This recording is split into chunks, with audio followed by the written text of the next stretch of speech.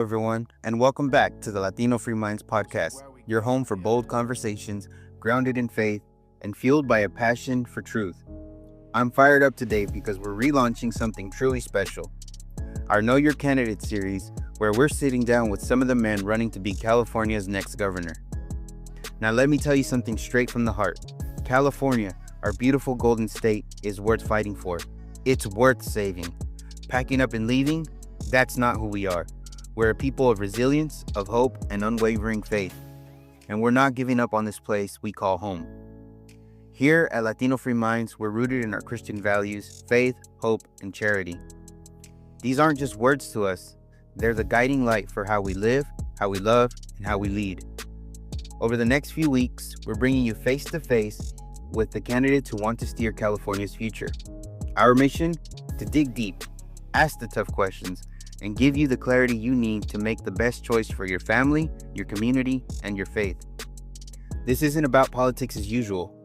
It's about finding leaders who share our values, who see California not just as a state, but as a home filled with families, dreams, and God-given potential. We believe that when you listen to these conversations, you'll be empowered to vote with your heart and your conscience, grounded in the principles that matter most: faith in God, hope for a better tomorrow, and charity toward one another. California's future is in our hand, and together we can choose a path that honors our families, strengthens our communities, and reflects the love and truth we hold dear. So grab a seat, open your heart, and join us for these powerful Know Your Candidate episodes. Let's shine a light, lift our voices, and show the world that California is worth fighting for. Stay with us. This is going to be a journey you don't want to miss.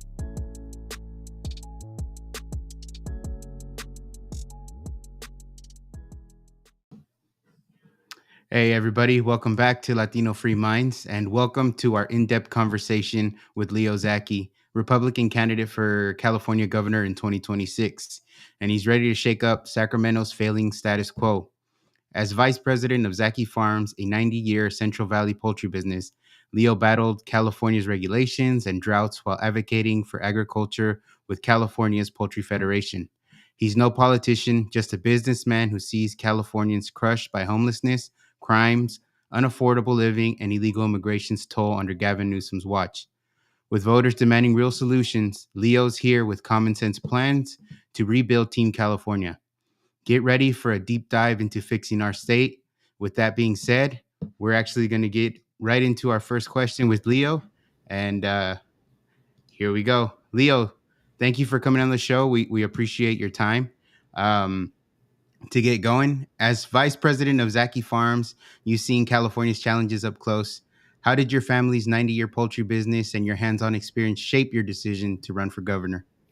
Well, I got to be a part of the greatest, part of California, which is agriculture, and I got to be working shoulder to shoulder with all the folks in our company. I mean, I did all the jobs. I wasn't just handed the position because of my last name and my relationship to my family. I had to earn that title, and so part of that was actually going and working on the ranches and in the hatchery and in the processing plant and the slaughterhouse and the packaging and the cook facility, and I got to work shoulder to shoulder with folks that were doing the real hard jobs, the real people that drive California.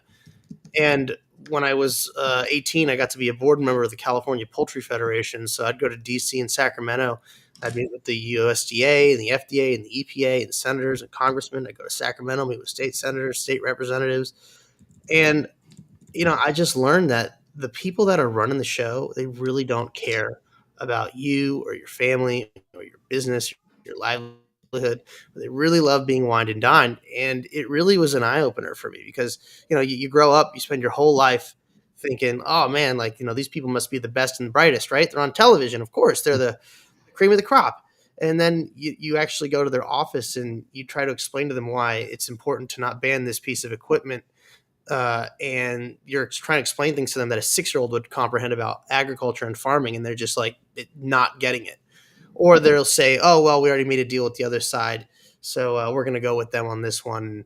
And when we need them to vote with us, they'll vote with us." That's just how it works. It's like they're just leaving all these people behind. And watching, I've spent my whole life in California, a fourth generation 120-year plus family history here in the state, and I know how good everything can be. And what made my family's business successful was all the opportunities that California used to offer. I mean, it was just the politics that changed. I mean, the land's still fertile. We got tons of oil. There's plenty of water. We're just not collecting it. Um, it's just the overregulation. I mean, even dealing with properties here that we have a commercial retail space in Santa Monica, and just to get paperwork to want to tear that down and build a new building there in its place is a nightmare. Trying to get a business going in this state is a nightmare, whether it's a restaurant or a bar or whatever. I mean, I've been in these situations where it's just obstacle after obstacle that keep Californians down, and so I'm a prime example of what happens when California's poor policies and over regulatory nature and environmentalism, woke environmentalism, that is, gets way out of control. And it puts over 4,000 people out of business. I mean, we were the largest privately owned employer at one point. We were the largest poultry producer on the West Coast. We pioneered antibiotic free. We were the largest organic turkey producer in the country when we had to shut our doors in 2019. So if it can happen to me and my family in a business of that scale, who says it can't destroy somebody else's business? But I mean, look at all the other companies that have gone out. Chevron packed up after 140 years and they left. They took all the jobs with them. In-N-Out Burger decides to move their headquarters to Nashville, Tennessee. You've got 99-cent stores. They were a great customer of ours. They had to shut down. They were a California business.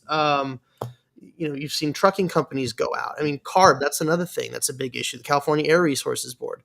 We used to have our own fleet of trucks. I mean, we were vertically integrated. We milled our own grain. We hatched our own birds, had our own fleet of trucks. And we bought grain and we bought packaging material. That's pretty much what our expenses were back in the day. And as we had to go away from vertical integration, which is what made us successful, and California's minimum wage goes through the roof. I mean, like 2016, the minimum wage went up 50%, went from $10 an hour to $15 an hour. And I'm playing in a global market here. I'm selling product to China, Hong Kong, Canada, Mexico. Sometimes we'd sell stuff over to Africa, Central and South America. How can I compete when I have arbitrary rules that apply just to the imaginary line that creates California, when I have competition in places like Louisiana and Georgia that are producing at a fraction of the labor costs without the regulations, where they can produce faster than I can? I mean, it's self-defeating. And so you lose that competitive edge here by being in California the way it currently is, not what it used to be. Mm-hmm. Yeah, no, and we completely get that. As we're all born and raised here in California, and we've seen the decline, right, firsthand. Mm-hmm. And that's kind of, in a sense, why we started doing this, having these conversations, speaking with candidates, because, one of the main issues is we don't have real representation here in California. And we want people to be better informed, because I feel a lot of people in California just, if we're being honest, vote Democrat and kind of that's it, right? And they don't really hear the other side. So, we thank you for coming on.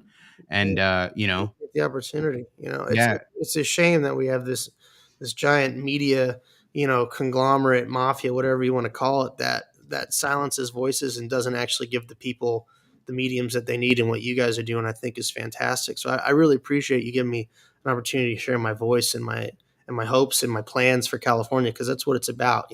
Anybody can tell you what's wrong with this place. It's easy to do, but having a solution on how to fix it, that's a completely different subject. And that's exactly what I've got in my repertoire to help make this state what it can be for everybody.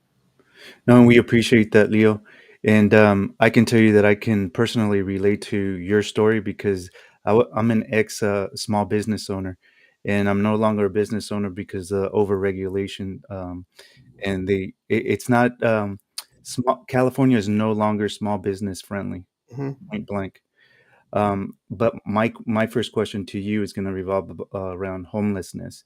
So, as I told you earlier, I listened to one of your interviews, and you've pledged to end the homeless crisis with 180,000 homeless Californians in recent state funding cuts. What specific policies will you implement to provide permanent housing and address mental health and addiction issues? Sure. Well, my solution here is something I've developed. I call it homeless to home. And part of this program, it first starts with enforcing vagrancy laws, which we're not doing. So we have to enforce our vagrancy laws to give us standing to remove the homeless from where they're currently camping, whether it's in our rivers or in our parks or in front of our businesses, or even in cases like in Venice Beach, California, in front of homes. Um, and we have to identify that this is a mental health crisis that is compounded by a drug habit, exacerbated drug epidemic, I should say, and exacerbated by a failed education system here in California. So now we know the root causes. We have the ability to remove them from where they're at. We have to give them essentially two choices. I mean, it's three choices, but it's really two. I mean, option one is, you can live that way, but if you're not going to partake in society, then you can't really inhabit it. There's nothing that says you can't have a job, but if you have money and you're contributing to society that way by being, someone that is influxing cash, that's a different story. But the point is that we have a lot of federal land here in the state, and happy to give them tents, and they can go camp for real out in the wilderness.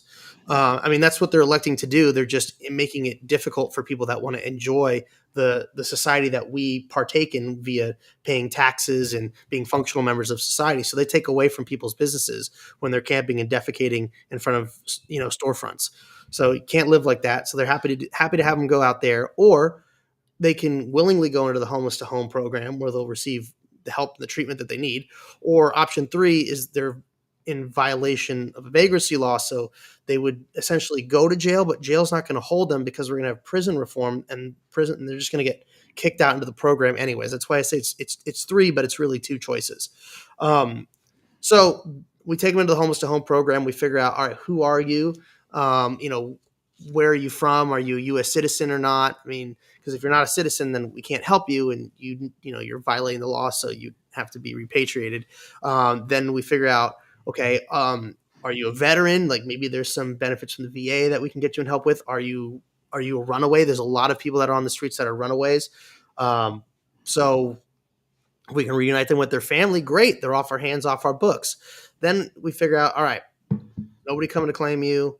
We got to help you. So I found a company that wants to partner with me, granted that I get elected, and they're willing to help supply these small modular homes that would cost the state $2,000 a unit, and we can pay them off. They've agreed to this at $75 a month. So it'll take us $75 over the course of 27 months to pay off those. And after that, and I'll tell you how we make our money back on this too. It'll turn into a revenue stream. So they're like 400 square feet. They take about an hour to set up. You can stack them. They have ability to be hooked up to water and power and sewer and gas. So whether it's a natural gas line or a sewage system or a septic system or water tank or generator, whatever, that has all that capability. So each person will have their own unit, as opposed to, what they're doing now, which is, I think, really shameful, that they're spending $20,000 on what basically looks like a garden shed, that you would buy at Home Depot or Lowe's or whatever. And they're stacking two people in there and they're calling that housing, which is insulting. This gives people like a real space that they should be accustomed to live in. And while they're in these situations, they're going to be getting mental health treatment and they're going to be getting drug rehab treatment. So we're going to have people to provide the help that they need, and also the medication that they need to get back into a functioning mindset. And so we don't have to build brick and mortar facilities that cost, tens of millions of dollars, where right now they're building a facility in, I think, around Venice, and it's like almost $80,000 per bed per person a year. I mean, the amounts of money that they're spending on these projects are so astronomically and unnecessarily high, and all they're doing is providing housing and no treatment. So while they're undergoing treatment and they're getting the mental health care and in the drug rehab, they're going to learn a job skill, because this isn't just a free ride. So to get a job skill so that they can be functional when they are ready to return to society is going to be a key factor, and they're going to earn a living wage doing it. So they'll do things like basic construction, which is tied to my water solution, where, I mean, if you gave 10,000 people a shovel and you had them dig a hole, they could dig a pretty big hole fairly quickly. And if you had them line it with concrete, well, congratulations, you've built yourself a reservoir. So that will add to our water storage and our water abundance project that I have in mind, where we're going to be able to export water for profit. But that's a whole nother topic we can get into in a bit. They'll also do agriculture work where they can raise crops, whether it's for feedlot or for human consumption. It'll be overproduced. It'll be organic. It'll be a feel good product, and the state will be able to sell that and offset the costs, help offset the cost of the help that we're providing for these folks. They'll also do sanitation. They can clean up Hollywood Boulevard or Santa Monica Pier or the wharf up in San Francisco. All the tourist traps that we have, and even clean up the sides of our roads, which are littered with garbage. And they'll also do um, basic wildfire stuff. So they'll do underbrush clearing and forest management, which is going to help prevent these outrageous wildfires, which is going to save us money on the balance sheet elsewhere. So instead of spending billions and billions of dollars every year dealing with these outrageous wildfires, we won't have such severe disasters, and it's not going to cost us that money. So it saves us money elsewhere. So what we're doing is we're teaching a man to fish and not giving a man a fish. And so the money that they'll earn minimum wage. So you deduct their housing costs, which is $75 a month. They will also, deduct the medical care, like for their mental health and for their drug rehab stuff. But none of this stuff is going to put them into debt.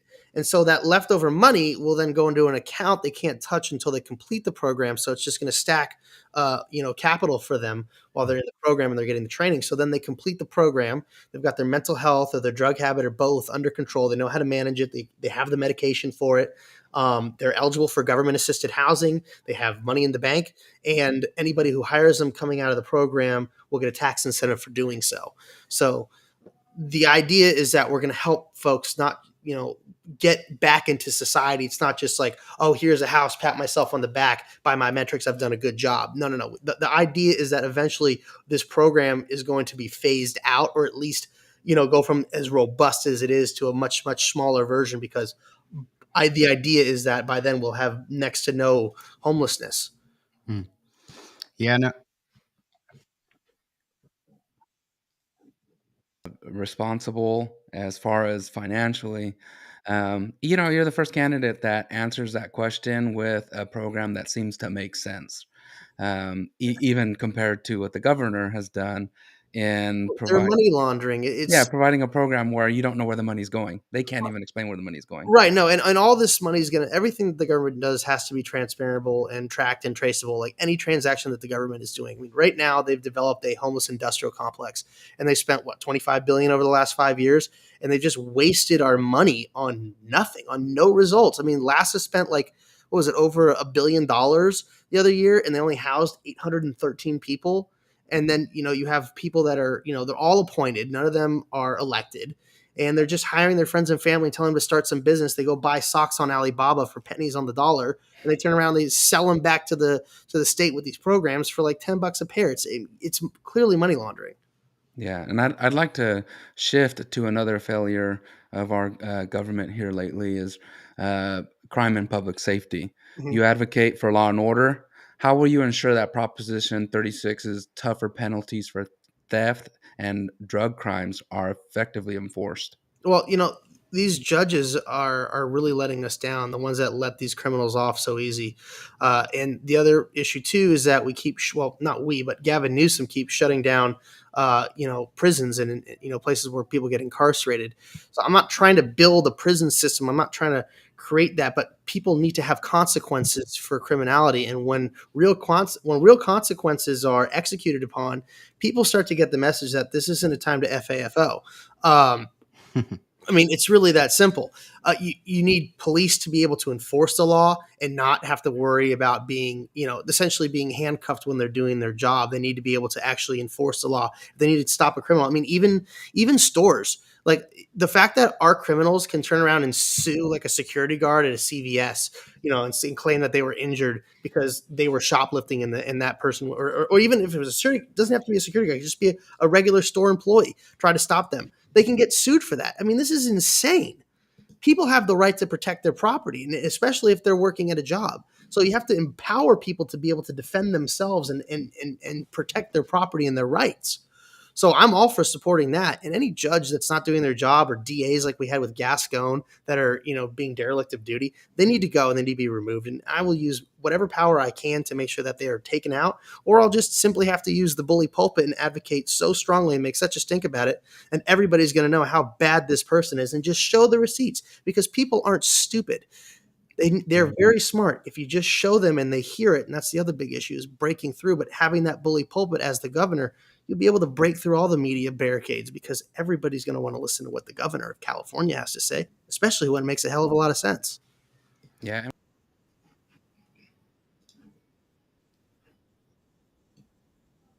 And given your commitment to common sense solutions. Folks that get caught doing drugs should go to rehab. Dealing drugs is a different offense. That's why you go to jail for it. I've lost friends to drugs over the years. I mean, it's really tragic, and it destroys families, this epidemic that we're facing. So I want to work as strongly as I can with the federal government to secure our borders, and also make sure that folks that are, setting up drug labs and illegal, drug operations here are cracked down upon, working with the FBI and other agencies that want to make sure that we have these illicit drugs off of our streets. We need to be working to protect the people in California and not enabling or making backdoor deals with cartels. Yeah, no, you kind of mentioned it briefly right now. That's another hot button issue right now, which is illegal immigration. And, Californians are frustrated with the strain that it puts on our resources. So Daniel Silva has the next question for you in regards to that. So let me throw him in here real quick.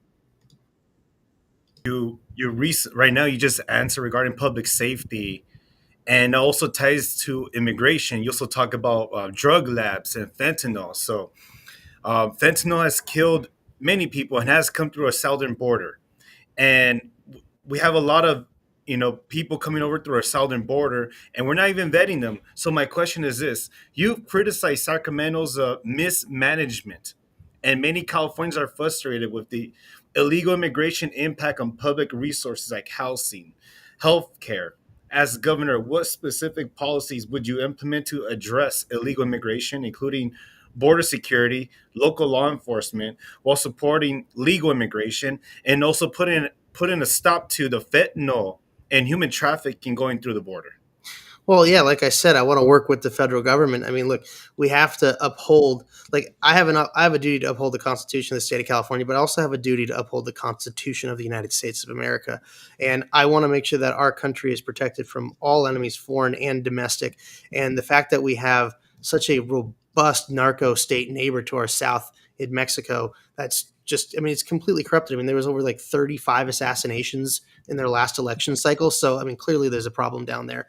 And we know that the fentanyl is being produced in China. It's being shipped and sold to the cartels in Mexico, where they then cut the drugs and then bring them across the border. So I want to be able to use whatever agencies and power I have at my disposal to help secure California and have a zero tolerance on these terrorist organizations. Because correct me if I'm wrong, many, if not all of the cartels down in Mexico have now been designated as terrorist organizations, according to President Donald Trump.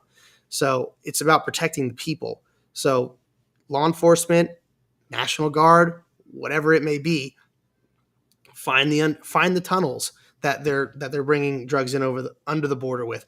Stop the drones that they're dropping drugs over the border with. Stop the people that are coming across the border with drugs. I mean, look, obviously it's not going to be perfect, but we can do a hell of a lot better job than we currently are. And the fact that there's over 380,000 missing children from the illegal immigration that's taken place in this country over the last 4 or 5 years is outrageous, and the sex trafficking that comes with it.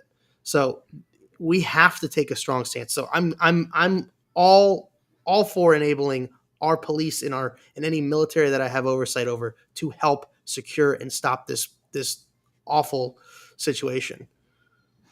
Yeah, I think one of the issues is that our current government right now doesn't work with federal authorities. And we've said, given all the recent events revolving around immigration, right, with all the protests and all that, is a lot of these people say they care, and that's fine, but I for the life of me, I don't understand why we're keeping the repeat offenders safe Right. from deportation.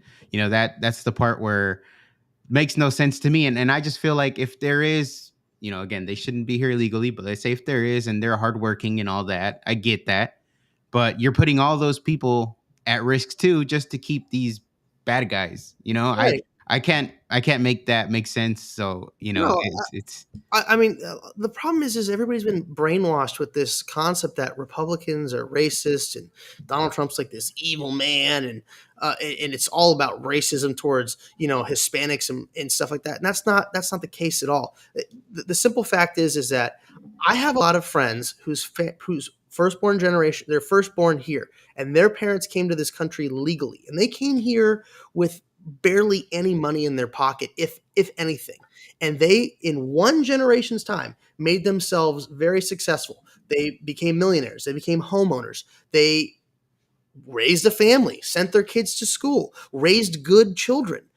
And they did that because they appreciated and respected the opportunities that America gave them. And what we've been doing, especially because of the Biden administration and certainly because of the Newsom administration here in California, is that we've been incentivizing people to come here illegally for handouts because they make more by doing nothing and getting the freebies here in America than they would working a regular job in the countries that they come from. And people come from all around the world illegally into the United States. Over 100,000 Chinese of military male-aged men have entered this country illegally.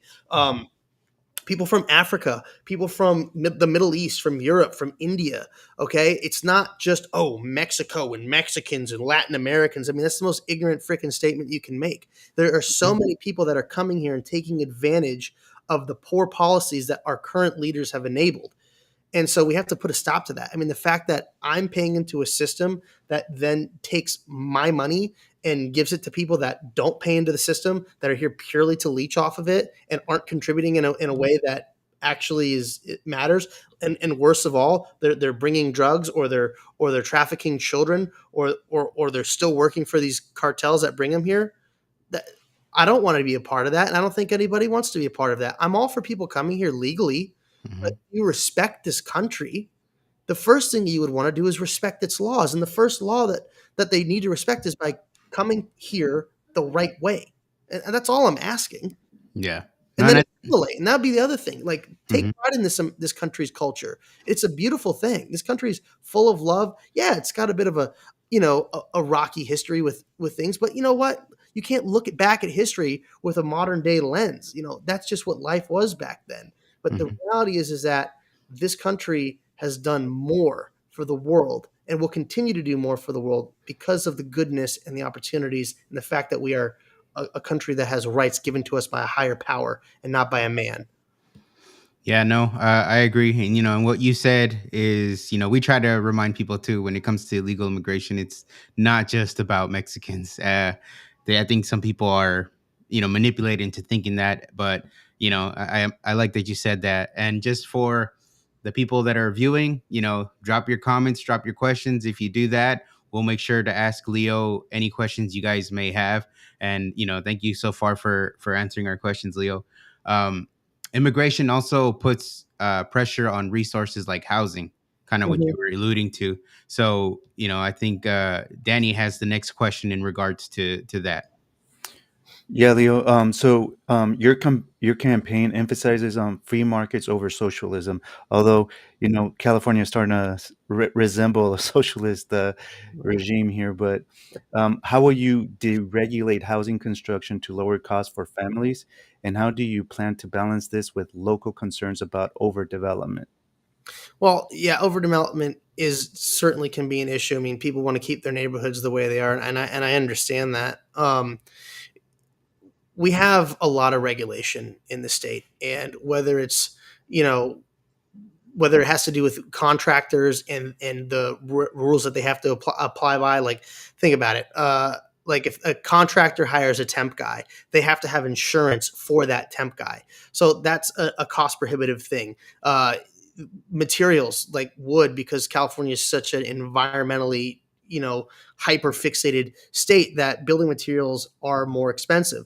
Then you have the regulatory process, the applications that people have to go through and basically jump through hoops of fire blindfolded backwards to get through. And it costs money and it takes time. And time is money, especially when you're talking about paying tax on properties, or even, you're paying rent and trying to do a build out in in whatever retail space that you're looking at. Then you have these groups like the California Coastal Commission that makes things very difficult. In fact, they're even blocking construction of 50 we've been approved to build these desalination plants. So you've got all these factors that are interrupting progress. And look, I'm all for beautiful open space. I want to preserve parts of it, of nature. But at some point, you have to make the decision of where do you impede human progress and needs and growth, and where do you allow them to flourish and take us to the next level. And I think that, well, not that I think, I know that California has outgrown its current situation, and we need to develop and we need to build things. If that means developing a brand new city, with brand new infrastructure, then so be it. But I'm not for, what they're trying to do here in the Palisades, where they're trying to take it from single family homes to, high density family situation. I'm not supportive of that. I mean, people have the right to have neighborhoods the way they want it.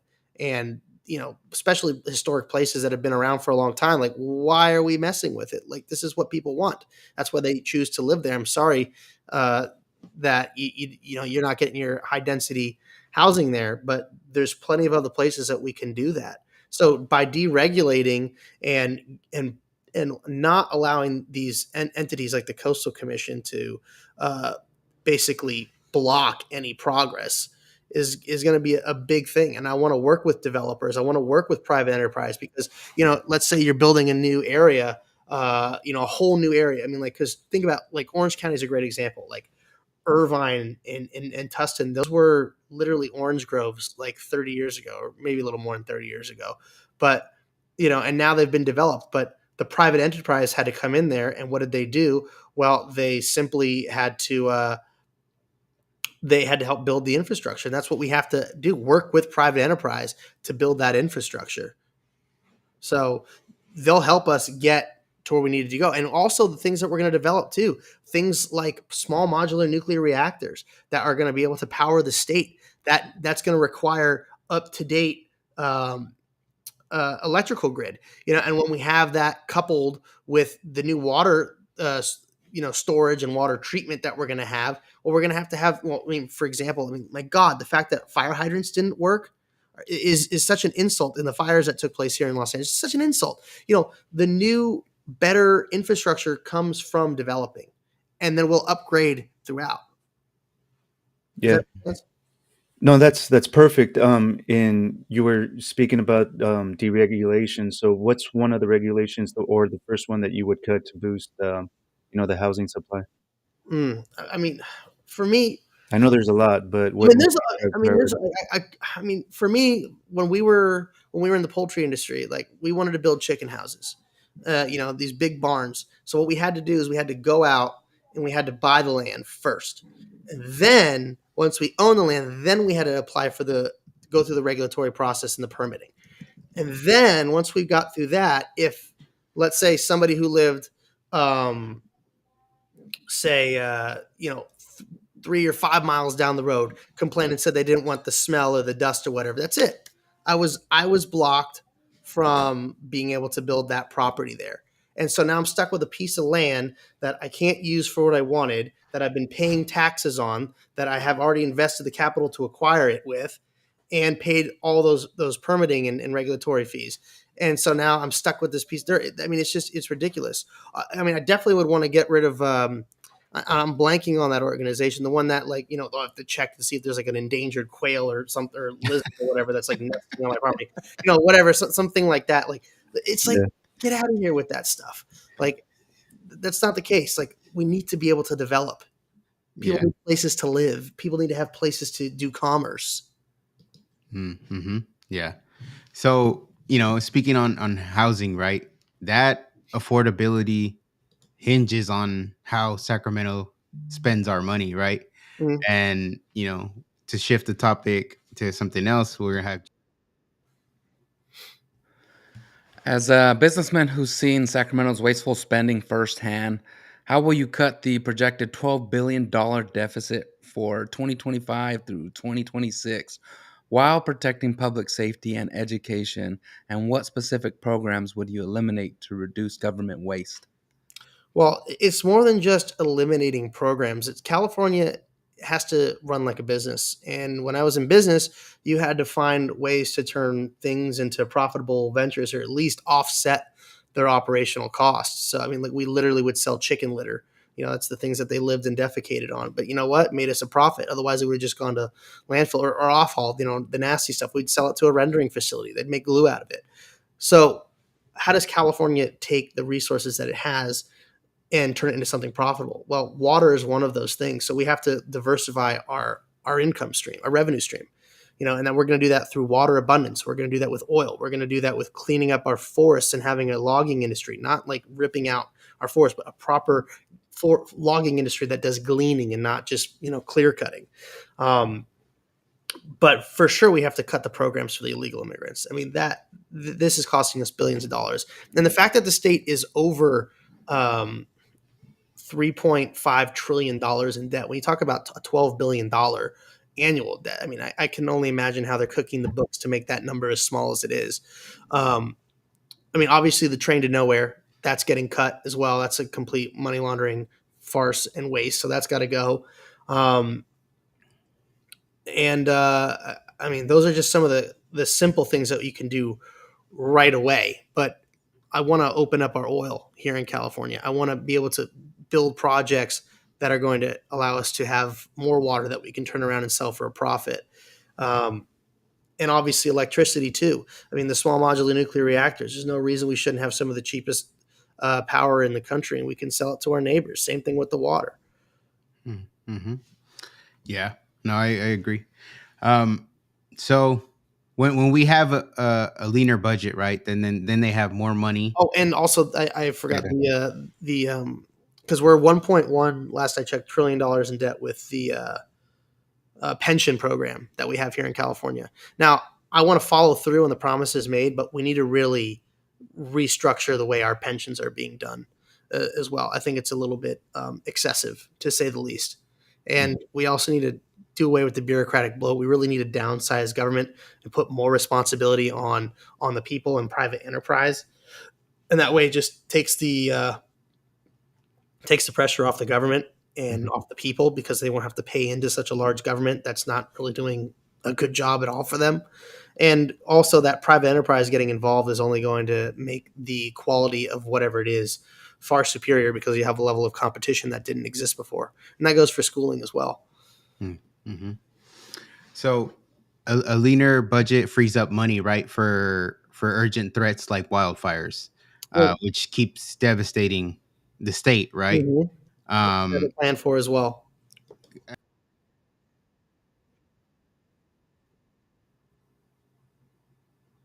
You're muted, Dan.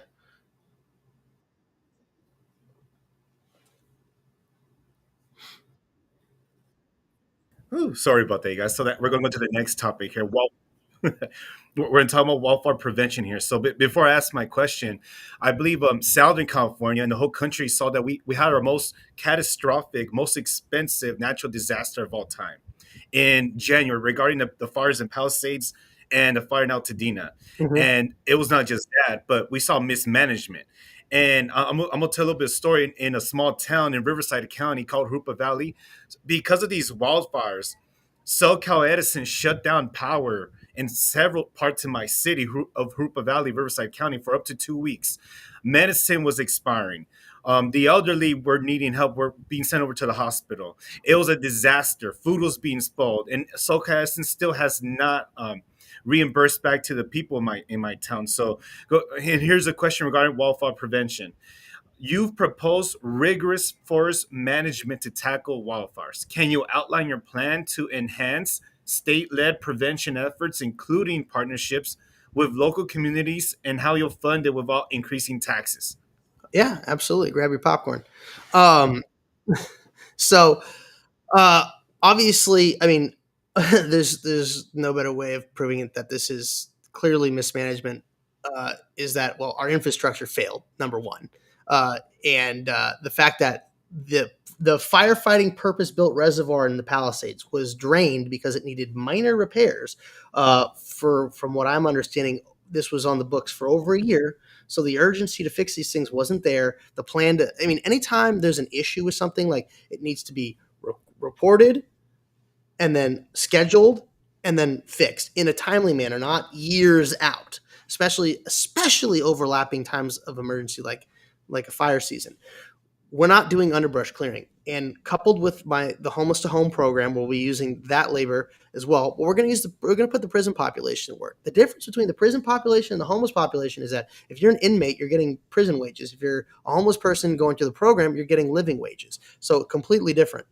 We're going to also work with the logging industry and bring them in, and we're going to help remove the bark beetle. Like, for those of you who don't know, we have an invasive bark beetle that's from Asia, and it is absolutely devastating our forests. And the only way to really get rid of it is to cut down the infected trees and mark and being on the lookout for any of those that are infected. And you just cut them down and you remove them, and that will do away with it. You do the underbrush clearing, the back burning, the controlled burns, because you still have to have some level of fire to have a healthy forest. And they do this in a very good way. And I mean, our Forest Service does a great job with that, but we need to really expand on that. The more hands you have on deck doing it, the quicker and larger scale you can get it done. So I'm all about doing that. I want to help make it easier for people to get hired into the fire departments. I've had a friend who wanted to join the fire department here in Los Angeles. He tried for county and he tried for city and CAL FIRE, and it was just a nightmare for him. I mean, a guy who's so willing to go and do it, someone who had been trained, who had been an EMT, and it's just like, why is it so difficult for someone with such talent and the willingness to want to go do this job? Why is it so hard? And I think it's a bit unnecessary. I think a lot of it has to do probably with like the budgets and the funding, but we're also going to have to move into another way of, like I said, creating another revenue stream. And so when we see those DC-10s flying and dropping the FOS check over the fires, those are brought in from another place, whether it's from Canada or from another state. And it's not that they're lending them to us out of the kindness of their heart. There's a dollar amount that's attached to those and with the usage of those. So we need to have the best tools in California's repertoire for putting out these fires when they do occur, because it's not a matter of it's not if, it's when. And so we have to have the tools to do that. And so when other states and other places are facing this devastating stuff and we don't have to worry about our own, we can actually lease our stuff out for profit. And when we combine that with using new drone technology and having remote drone firefighting sites all across the state where they can go and, we have the ability to detect the smoke or the fire early on. These drones can take off from these stations and go and attack the fire quickly and possibly even knock them out before they turn into raging infernos that just decimate the state. And they can also, fly back and refuel their firefighting stuff, whether it's like halon gas or FOS check or just water. And then also the robust amount of reservoirs that we're going to build throughout the state are going to make it a lot easier for our firefighting, not just the ground crews, but the helicopters to re-up and go and knock these blazes down before they get out of control. So it's about early detection. It's about using more technology. It's about investing in our firefighting equipment, our firefighters, and doing it in a way where if you're not dealing with blazes that get so massively out of control and the destructive power and the money costs that are affected by that, you save that money. You make the investment up front. You're not dealing with the devastating fire loss. So that over time, it's just going to continue to add to your books on money that you're saving, and then leasing it out for profit. I mean, there's nothing wrong with that. We have to run the state like a business. And that is how we're going to really stop these wildfires. And also making sure that the utilities companies are able to do the upgrades. I mean, the fact that we couldn't have the metal power poles replace these old, rotting, you've driven by them, these wood, flimsy power poles, because oh, these environmentalists said, oh my God, the construction crews, they're trampling this endangered shrub, and they spent millions of dollars doing that research. And then they made the construction crew stop and then paid millions of dollars to replace those endangered shrubs. And then guess what? Now they're just a pile of ash because it was short-sighted emotional thinking and not long-term logical logistical vision that has now destroyed those plants in those entire neighborhoods. So we have to upgrade it. It's doing away with this environmental feel-good regulation. Like, look, I care about the environment very, very much, but there's a way to go about it that has a lot more long-term benefit than the short-term emotional bullcrap that's actually destroying lives and homes and families. And all the wonderful things that they're trying to save. So we have to do away with that crap as well. And then I just wanted to ask you a random follow up. PG&E, right? Are they the problem, or is it the regulation? Because as a consumer, like, I get pissed off at PG&E, right? Right. So, but and then I start to think, is it all their fault? I mean, which I don't think it is, but No, what would you say? I'd say it's a bit of both. I'd say the problem is that you have the regulatory process that really inhibits them from doing the job they need. But the other issue is the lack of competition, because they essentially have monopolies where they operate, right?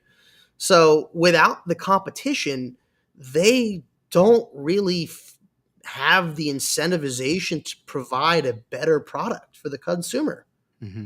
So I think it's good to have competition. Why not have a competing, power, utility? Why not? And even if we did, guess what? If they had their own separate lines, all that would do is just really make our infrastructure more robust. God forbid, one utility goes down, you still have a backup utility. I mean, and it's private enterprise. So what's the problem with that? Mm-hmm. And as long as you have it set up where they're not working together, because there are nefarious things that can take place in business where there's like only limited competition, where they just kind of cut a deal with each other. As long as you have regulatory processes and things in place that prevent them from doing that underhanded stuff, you're going to get far superior product. So, I mean, I would definitely say it's a little of both, but I'd say the bigger emphasis of the problem is coming from the over-regulatory process here with our government. Okay. Yeah, I know, and that's something that I would definitely like to see is more competition there, so we're not just stuck with PG&E. A little bit of competition isn't hurtful. But as you were speaking about wildfires, they're tied to the environment, which obviously water for us here in California. So Danny had the next.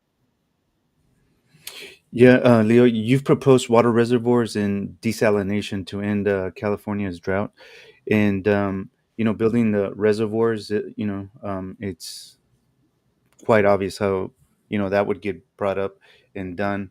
But my question to you is desalinization is, that's something that we've been hearing lately. But can you elaborate how that works, or how it's possible?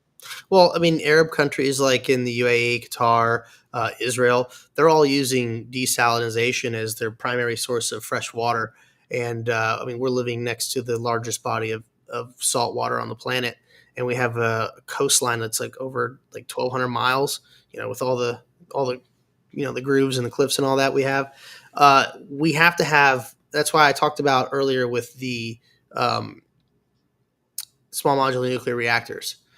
And that's going to be the primary power source that's going to help supply the energy that's required to use that in an efficient manner. And the goal is to have desal taking care of the coastal metropolitan areas. It's not going to, you can't, it's not really efficient to do it on the coast and then pump it all the way inland. That's why I'm talking about building reservoirs inland, building reservoirs at the high altitudes to capture the snowpack, building the dams in the Sierra Nevadas and other places that we can find wonderful places for more water storage in that fashion. And also like, for example, like I live in Los Angeles, so we got 3 major rivers here, but they're all concreted up. We've got the LA River, the Rio Hondo, and the Santa Ana. And they all flow freely to the sea. And when it does rain, because it does rain here in California, believe it or not, all that fills up and they just rush out to the sea. But if you build a dam and a spillway and you build purification plants along that, then that becomes an additional large reservoir that you can use to satisfy the needs of the urban areas. So with like I mentioned, with the small modular nuclear reactors as a consistent, efficient, and cheap source of power that is safe, you don't have to worry about them melting down, and has a long use life, you'll be able to power the desal plants that we need. And the other big argument that the environmentalists make is that, oh, well, the salt, the salt brine or whatever that is exhausted is going to kill the local sea life. I don't necessarily believe that's the case. And just to be on the safe side, to make them happy, it's really easy. Just build a longer exhaust tube. It's away from where the critical sea life that they're so concerned about is. It's really simple things that people are overlooking. I mean, we literally have transatlantic and even trans-Pacific communication cables that stretch on the bottom of the ocean for thousands of miles. For us to build an exhaust tube that's like 30 miles long is not a feat of wonder. No, and I agree, because what it basically boils down to is, do you really want to construct something like that? Do you really want to solve a problem, right?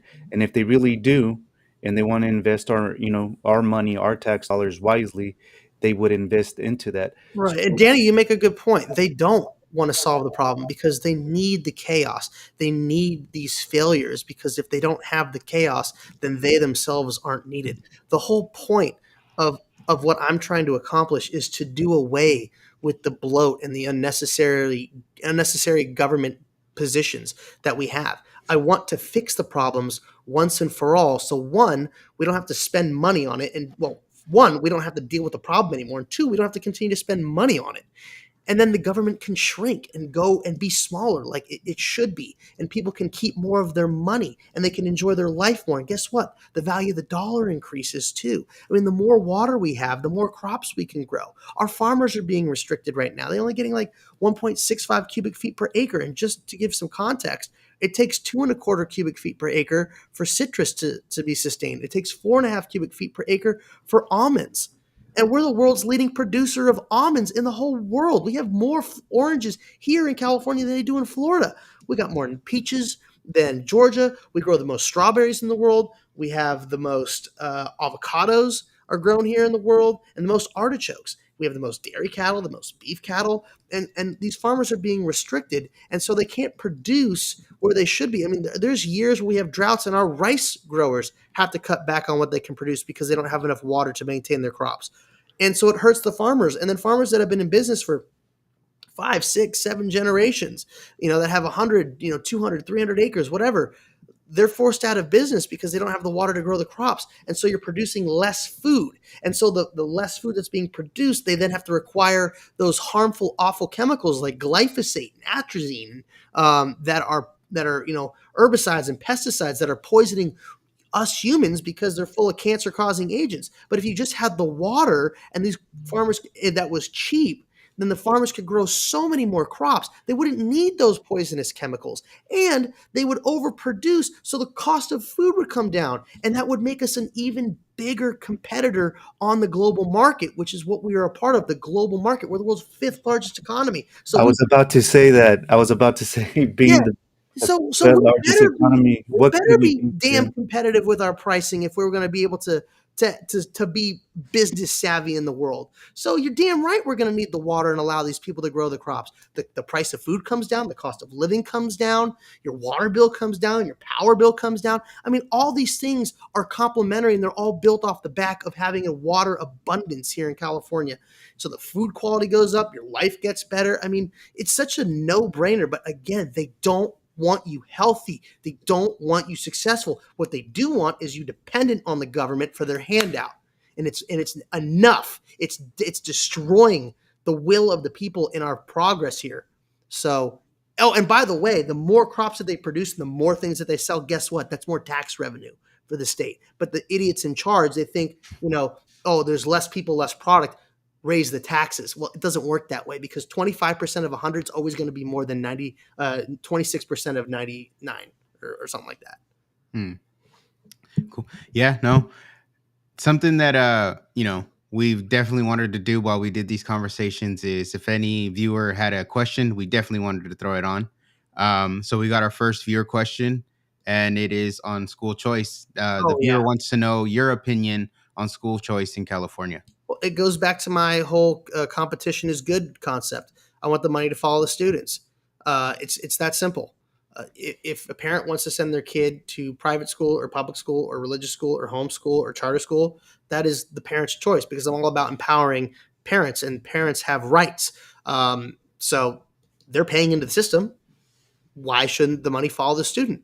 And all that's going to do is put the pressure on the public school system, because that's really all California has any real influence or say over. And so public schools are going to have to do a better job if they're going to want to get that money and keep those people employed. It's really that simple. And I'm all about having, kids get a great education. Like, I want to have basically a UC, like Universal Technical Institute, parallel. Why can't California have something that's teaching trade skills? But we have to have public schools teaching shop class and home ec and civics and actual American history, not this anti-American revisionist 1619 crap. It should be the American flag and the California flag on the wall, not the pride flag. People, we need to teach love for this country. And I love teachers. They're some of the hardest working people out there. And it's a hard job. And I want teachers to get paid well, but we need to have standards. And part of having standards is having things like standardized testing. So with standardized testing, that gives you a barometer on which teachers are outperforming and which teachers are underperforming. The underperforming should be removed. The overperforming should be rewarded. And it should be an aspiration and set that level of competition up amongst the teachers to want to be the best possible teacher and do the best possible job to teach the most students the most. And that's all going to be reflected in standardized testing. And then they get rewarded for it. Get a raise. I would love for a teacher to be able to do so well that they're clearing $500,000 a year. I would love for a teacher to be that consistently good teaching our kids, because the results are going to speak for themselves. And when you have an educated populace, guess what? It drives business. It drives industry, because people can say, oh, there's technical skilled people here. There's intelligent people here. There's people that can actually read at or above grade level, which we're not currently doing. So it brings business here. And when you have business in a strong economy, guess what else happens? Crime goes down. See, you'll notice this direct correlation between poor economies and high crime rates. And the best way to do away with crime is to have a great economy, and a great economy is built on a foundation of good education. No, supreme education. We can do that, and we're the highest funded in the nation, and we're the lowest in graduation and reading levels. It's embarrassing. Mm-hmm. Yeah, no, it's. I think we're 44th, right, out of 50 states, which is horrible. I mean, I hear 50 out of 50. I hear numbers. Yeah, whoever. We're at the bottom. We're at the bottom. The point is it sucks, and it's not good enough. Yeah, no. Well, thank you for answering that question, and thank you for the viewer for sending that in. And as we were talking about water management, right? Water is critical to life, and so is healthcare. Next question from Gio is going to be on Medi-Cal, and that's something that I feel Democrats always throw out there as a fear monger kind of thing. Yeah. So I'll have Gio with the next question. Leo, Newsom's Medi-Cal cuts have sparked concern over low-income voters. How will you restore healthcare access for vulnerable populations, and what cost-saving reforms would you introduce?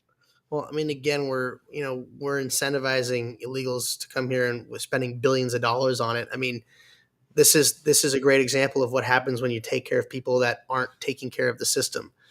So we're only hurting ourselves by allowing things like that to happen. So you got to do away with that. But as I've been talking about creating these additional revenue streams, like, there needs to be a baseline level of care that we're offering. We have to have that.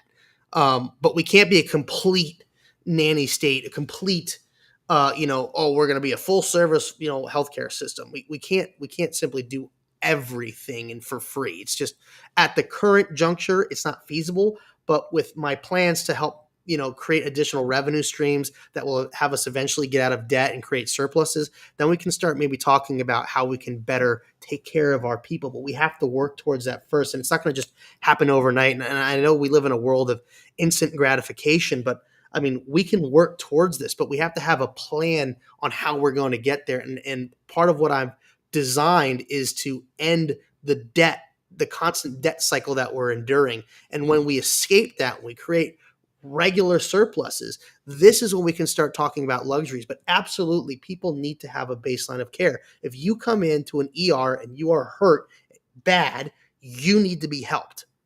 Plain and simple. But at the same time, we can't be clogging up our ERs with people that are coming in there with coughs and colds and bumps and bruises. And I mean, I have a friend who's an ER nurse, and this is one thing that he notices all the time, is that there are an immense amount of people that are clogging up our system with very minor things. I would love to be able to help places like urgent, like have more local places like urgent cares that are getting some basic level of funding that can help provide for communities in that fashion too. But we can't be just spending all our money on healthcare. And the other thing too is when you have a healthy population, because they're not consuming poison like we currently are with the poison food. And I'm all about making America healthy again. And I want to hold California to the highest possible standards when it comes to the food that's produced here. I mean, I want us to be 100% organic, no pesticides, no herbicides. But again, that comes from my water abundance concept here. I mean, when you have people eating healthier, they're not going to have those debilitating things like diabetes that are hurting them, or we're getting fed red 40 or yellow 7 or red 2 or whatever. So spending, I want us to have the right amount of funding for it, but we have to, again, cut that waste to be able to afford those things and generate that revenue stream. So with that, with cutting that waste, we do want to make sure, as Danny said, it's always the Democrats that say, oh, the Republicans, they want to cut Medi-Cal funding. So how do we ensure that the Medi-Cal efficiency without the cuts that they're threatening? Well, like I was saying, like we have to have places that aren't clogging up the waits. People need to get help, right? And it's taking long and it's underfunded. So making sure that they're properly funded, but we have to also have a purchasing department too. I mean, we need to have oversight on how the money's being spent. I don't want money being wasted. I want it to be properly vetted when we're spending it, because in any good business, you have a purchasing department, and the job of the purchasing department is to go and procure the things that are needed to operate at a certain level of quality and getting the best price for it. So as long as we have good oversight on how the money is being spent and making sure it is properly funded, and we're going to be able to do that. Yeah. The viewer did have the question. We want to go back to education real quick, related to that, and Silva did have some questions in regard to that. Hello, Leo. So I got a loaded topic and question for you. Hope you're ready. Get your popcorn, right? So the topic is education funding, parental rights, and Title IX. So in the recent years, we've California has a failing public education system, and a lot of parents are kind of escaping that and taking them to homeschooling, private school, charter school, etc. And our state government has been recently impeding parents in school choice, following them in private school, charter school, etc. So, and not only that, but they're also taking away parental rights. At least it feels like that. I'm a father of 3 daughters. They are. And on top of that, we can't even feel safe when we put our girls, our daughters, the girls of California. So we have boys playing in girls sports. So, and a lot of parents are so upset with that. That's an 80-20 issue, so I guess I could generalize the question into this. You aim to improve education. How will you reform Prop 98 to better fund K-12 schools and support teachers? And what accountability measures will you introduce to ensure taxpayer dollars are spent effectively, while also helping out parents, helping out girls in girls sports, and anything. It's a loaded question. I'll leave the floor to you. Thank you. Okay, so Prop 98, that has to do with the minimal funding that's for the schools. So, um, again, that competition, the money that follows the students is going to follow the students. So what you're seeing is we're already seeing a mass exodus of people leaving the school system here in California because of its poor performance. It's also oversaturated with people that shouldn't be entitled to the education here in California. We're allowing people that are here illegally to go and get education. That's taking away from the students here, and it's making the quality of education lower. When you talk about your daughters and not having a safe place to go and get education, or play sports because there's men pretending or boys pretending to be girls, that's a problem. I 100% agree with that. That there should not be, unless it's like specifically stated that this is a co-ed thing, and even then you would want to have proper sex segregated changing rooms. There's a reason that we do that, and we've been doing that for Lord knows how long. Certainly longer than either of us have been alive. It's unacceptable. And when you have teachers that are literally getting what they call hormone blockers, which are really just chemical castration tools like Lupron, and they're giving them to children. I don't understand how that's even possible, considering you want to get like a prescription, like you need a prescription for like painkillers or something post surgery. You need a doctor's prescription for that, but somehow a teacher can sneakily give Lupron or some other gender affirming care, as they call it, drug to your child without your notification. It's like so wholly absurd to me, and really it ought to be criminal, because in any other circumstance, like if I was caught giving like my old painkillers to somebody who would hurt themselves, I would get in trouble for that. It's breaking the law, right? So why can a teacher give a minor some hardcore castration drugs?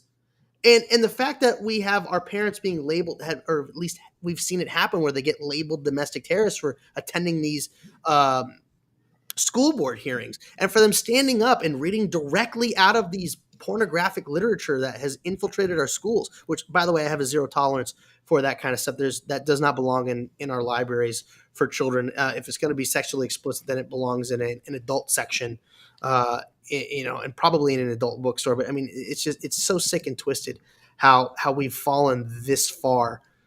I want parents, like I said, empowering them with school choice and having the money follow the child is really going to help make the difference, because you have to break the backs of the current system by having people have the power over where their money and their kids get educated, and not just have them being dependent on. And that's the other thing too, is our economy and the way it is. It's so bad right now that people are just using the public education system basically as a daycare center, and they can't be bothered because they got to work two jobs just to keep food on the table and the lights on and the roof over their head. That's why I want to help make the economy stronger, things cheaper, but you have to empower the parents. I know you had a lot of things. Have I touched on everything that you wanted me to discuss? Oh yeah, you did good. You touched all of it. Okay, I want to make sure I'm not leaving anything out of it. I'm not trying to politic my way off a subject. No, we don't. No, I think you answered that. If there's anything I left out or I didn't touch on, I want you to just remind me of that. What you guys think? He did pretty good. No, I think you touched on everything, and I agree with what you said. The parents should be the ones in charge, and we should. A lot of parents, kind of what you alluded to right now at the end, is got to put more of an effort too, right? Because life is hard. Things are expensive. People got to work, and we talked about this. I think when me and Danny did first or second episode, we talked about how people go to work, come home, they don't even check with their kids, like, hey, how was school? What'd you learn? It's the constant grind over and over and over. And it's so difficult too, because the parents are still human beings at the end of the day. They need to take a moment to decompress.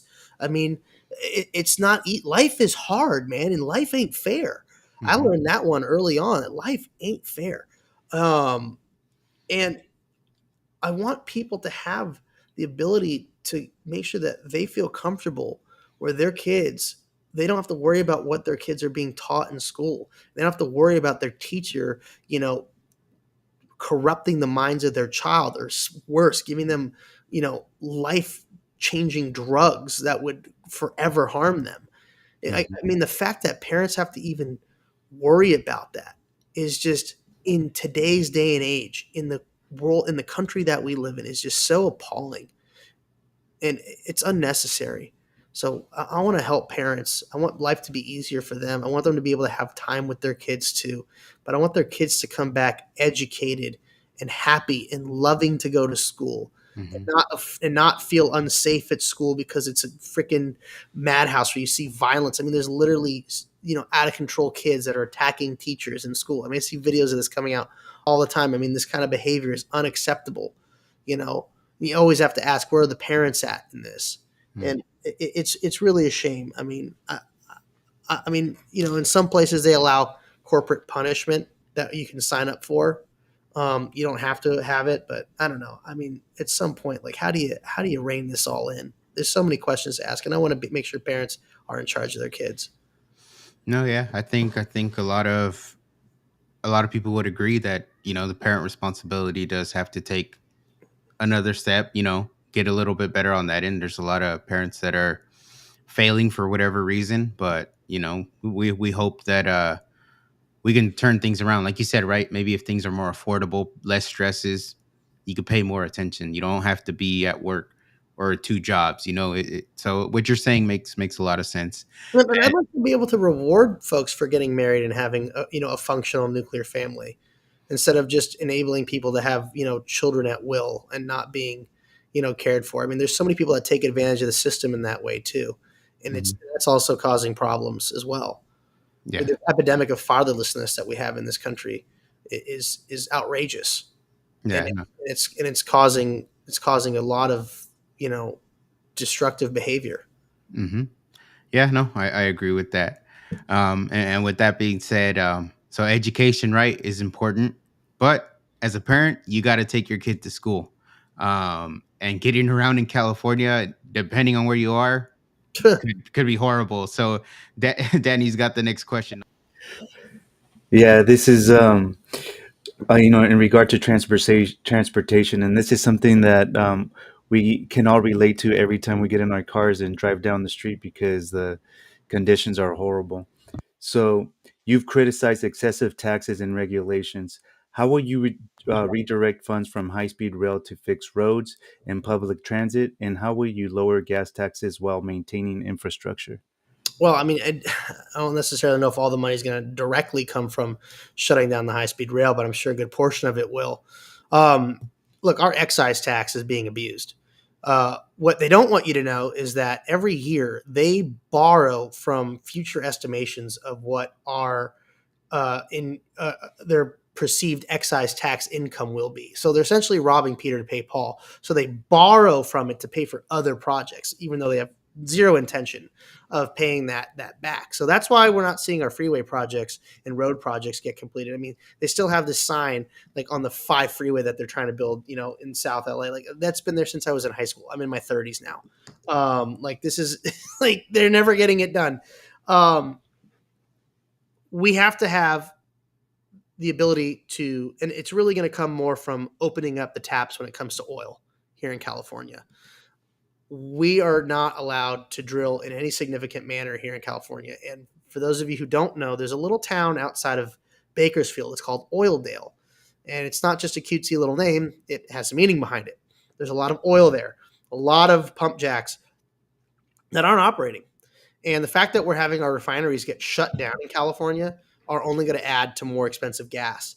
And so just by opening the taps up here in California, we'll be able to generate over $80 billion a year annually in revenue just by doing that. And that's like a third of the state's budget, because we spend it's like $220 billion a year on average that we spend.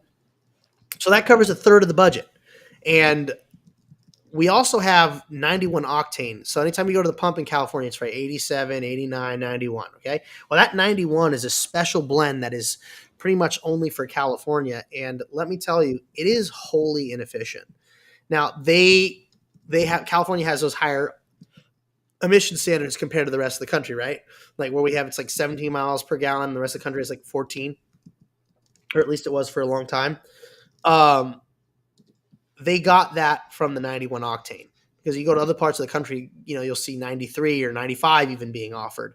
And I have a gas station not far from where I live, and they offer 101 octane. It also doesn't have any ethanol in it as well.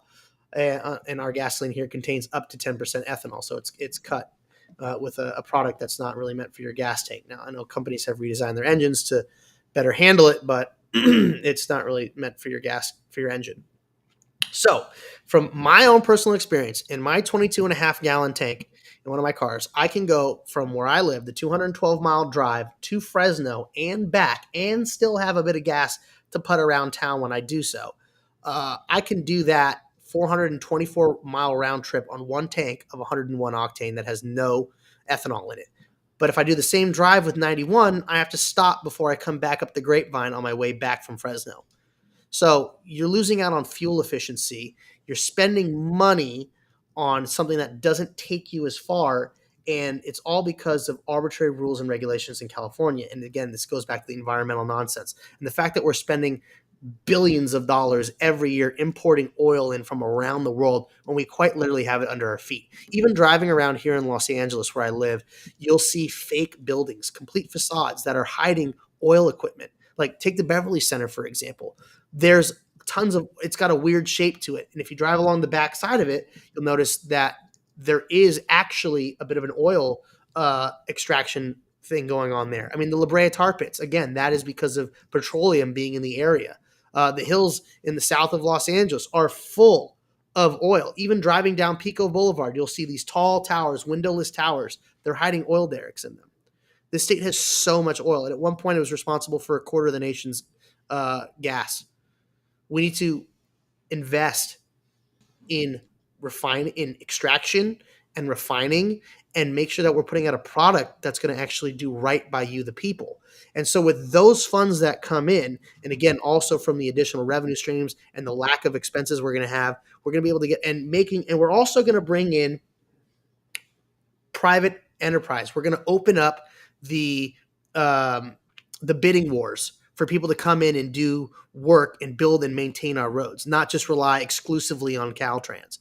And so when you have a level of competition from the private market coming in that says, hey, I can get this job done for you in X amount of time for X cost, and then company Y says, well, I can do it in X minus 30, and I can do it for Y minus 2.5 million.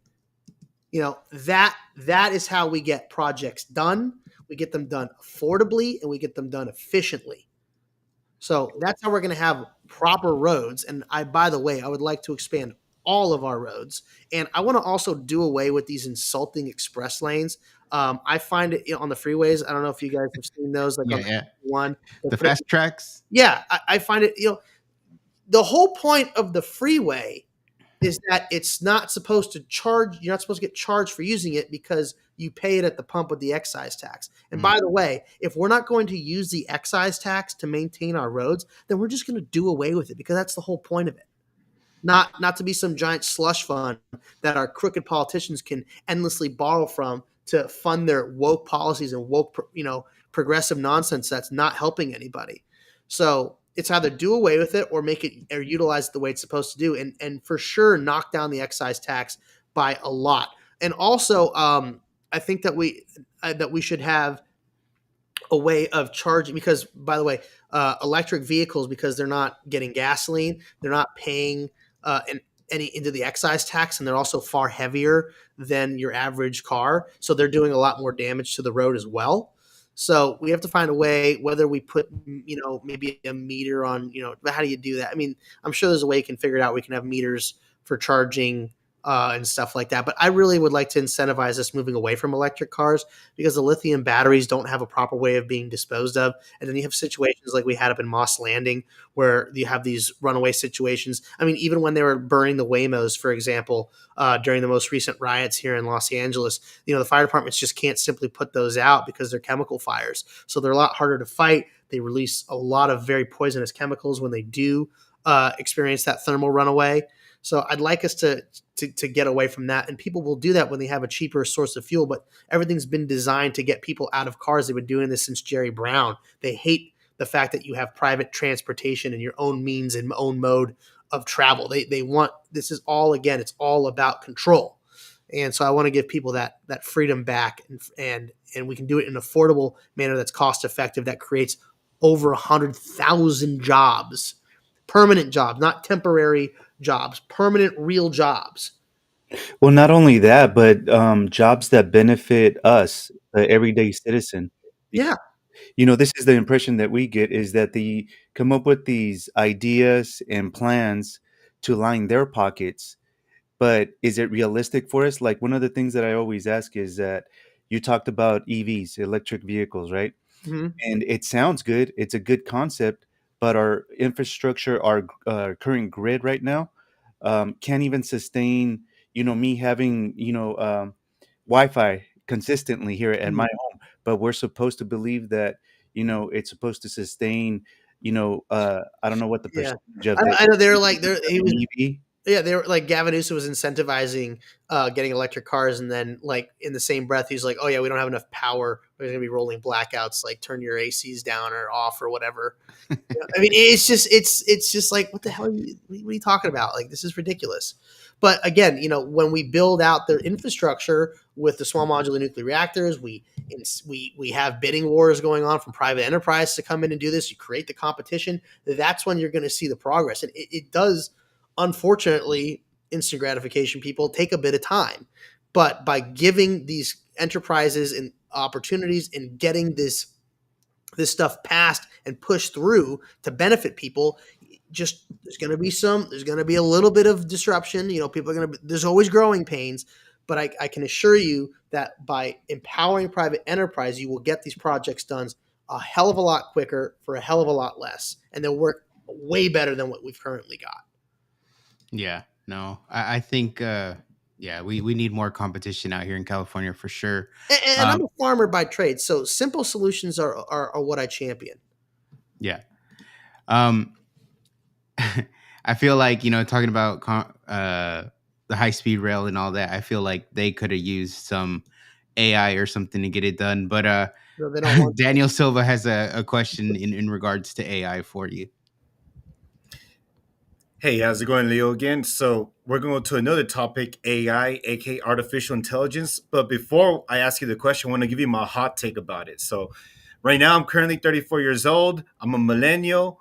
When I was growing up, my generation, millennials were the first one that touched growing up with computers, social media, MySpace, Facebook. And they always told us, like, California is an innovation state. We are the state with all the tech companies of the world. We are the most, you name it, you call it, we're the internet state. So now I feel like Silicon Valley, needs some help. And right now, the hot topic of the day is AI, how every company using AI to better everybody's lives. So, and here goes the question for you. So, thoughts on California dominance in AI? Remember, California is part of the U.S. We cannot let Russia or China or any of our bad actors or our arch nemesis to be number one in AI. So take the scene, Leo. I mean, I agree, but we also can't let AI grow to be way out of our own control. Skynet is always something that I'm concerned about. I mean, look, we're the same age, Daniel, and I mean, it's not an unrealistic possibility that it can become quote unquote sentient and all that. So that's definitely something I'm concerned about. But there is a way to keep AI useful and under our control, and a lot of the things I'd like to do with AI actually involve streamlining the way people access what's going on inside the government. I mean, when was the last time you went to like the state website or the Secretary of State website, right? It's awful. It's like stuck in like 1995. Like it's a piece of crap, and nobody can find anything in there efficiently. So I'd like to make it I'd like to update that, but also have like a grok tool that people could use to simply find whatever it is they're looking for. And also when it comes to like applying for permits and going through the regulatory process, instead of having to go back and forth, I got to go down to the courthouse, I got to go to City Hall, I got to do this, I got to do that. Just simply do it online input all the data, and you should be able to get spit back a result relatively quickly. And then all you'd have to do is really just kind of wait for that physical human to come out and do the physical inspection. But I mean, aside from that, like we can use it as a tool to streamline everything, and also helping make our government expenses and happenings 100% transparent. Look, we're a state. There's no national top secret military secrets that we have to worry about. We're a state. So everything should be easily to track and monitor. I want people to be able to see what transactions are taking place at any level of government, and using AI to help track and trace that and make sure that it's easy to find. And we can also, help it drive that technology creation here in California with incentives. I'm happy to do that. I mean, we have some of the most brilliant minds in the world. I mean, Silicon Valley for God's sakes. And it's the same kind of tax incentives, not same, but very similar to how I want to help make Hollywood come back with tax incentives, deregulation and tax incentives, film credits to come here and produce films in California. That's a whole nother subject, but, getting back to the AI thing, it needs to be controlled. It can't be completely unfettered, and there needs to be guidelines in place, but absolutely using it to make life easier for Californians. Leo, I love your take on AI, and sometimes I wish we could move AI up into Sacramento and make some replacements up there. So honestly, it's going to be a great. I don't want us to have a government that's completely run by AI, but I want us to use it as a tool. Exactly. Not something that we like wholly. Oh, wise AI. Oh, Grokbot, tell me what to do. No. We need to have it as a tool where it's like, hey, can you just tell me what this means, or what law? Is this legal for me to do, or how do I go about this? Really simple for the average person, so that they can become their own self-sufficient entrepreneurs, because I want people to create for themselves. I love small business. I want people to be independent and able to create for themselves.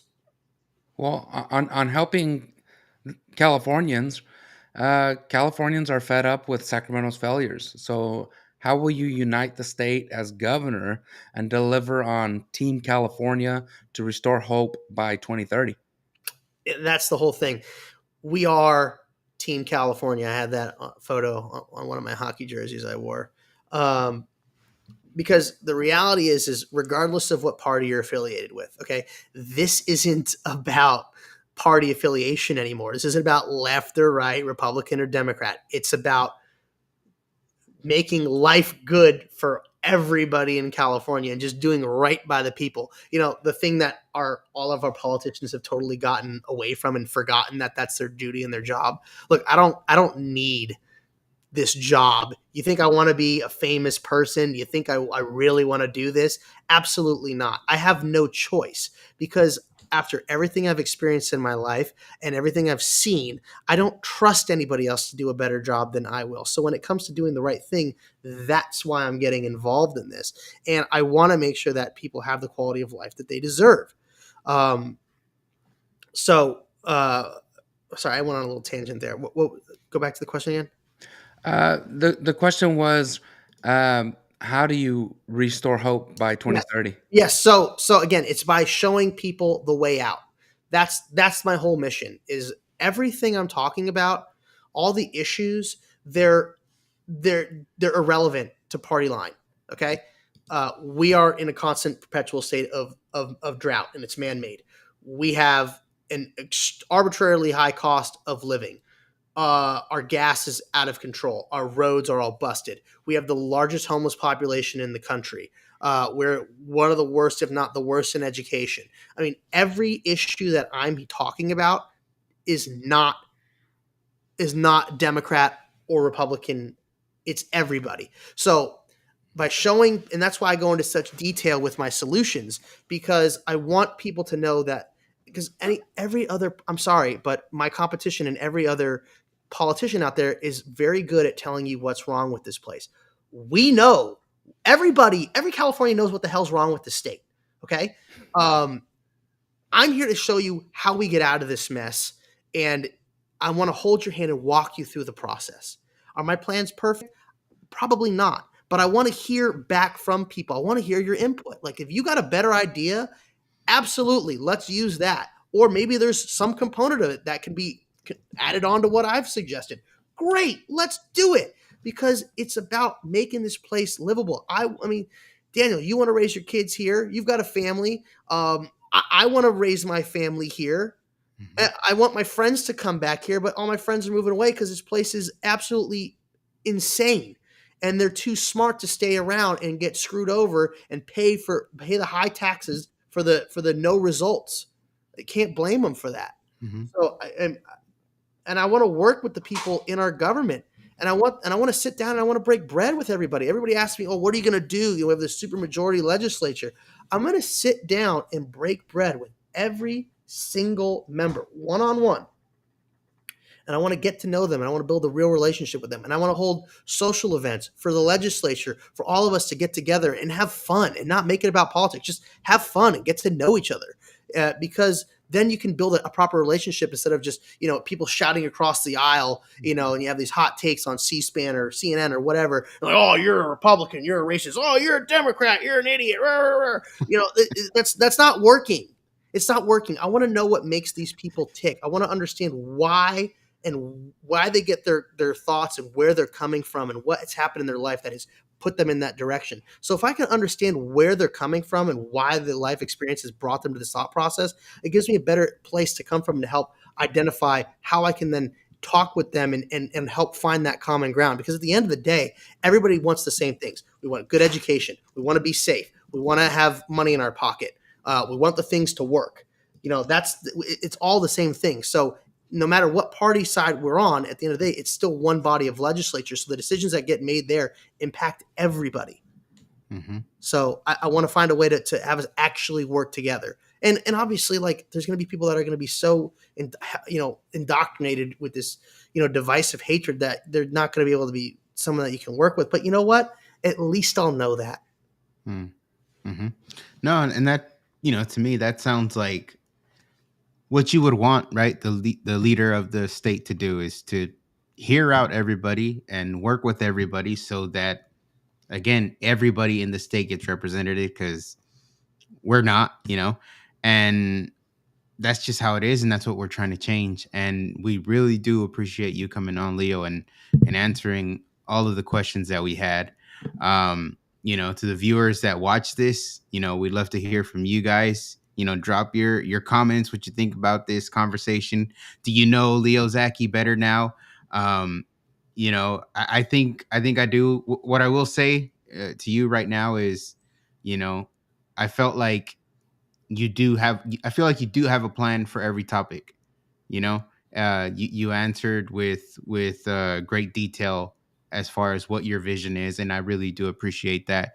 And again, I want to thank you for coming on and giving us your time. It means a lot to us. We're just regular everyday Californians that, we have to vote, right? But we want to know who we're voting for. So that's what that's why we're doing this. And I appreciate it. Well, look what you guys are doing too, and helping me get my voice out there. It means a lot too. It's very hard to break through the establishment barricades that are, in fact, holding all of us, we the people, down.